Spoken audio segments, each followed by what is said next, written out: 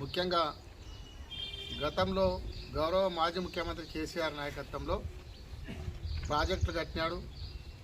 ఎన్ని ప్రాజెక్టులు కట్టినా కూడా కేంద్ర ప్రభుత్వం చాలా ఒత్తిడి తెచ్చింది. గతంలో కూడా ప్రాజెక్టులన్నీ కూడా కేంద్ర ప్రభుత్వానికి అప్పచెప్పమంటే గతంలో అప్పచెప్పలేడు.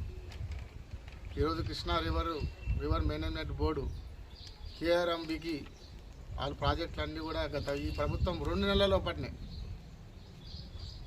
ఈ కృష్ణా ప్రాజెక్టులు కానీ గోదావరి ప్రాజెక్టులన్నీ కూడా కేంద్ర ప్రభుత్వానికి అప్పచెప్పినారు. సైన్ పెట్టేసి 1 నెల 2 నెలల లోపల అప్పచెప్పేసినారు.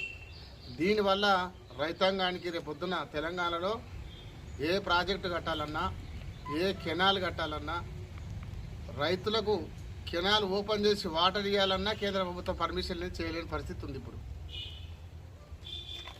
ఒకవేళ రైతులకు సాగునీరు అందియాలంటే కూడా, కెనాల్ ఓపెన్ చేయాలంటే కూడా కేంద్ర ప్రభుత్వం పర్మిషన్ కావాలి. ఇప్పుడు అట్లాంటి పరిస్థితి తీసుకొచ్చింది ఈ ప్రభుత్వం.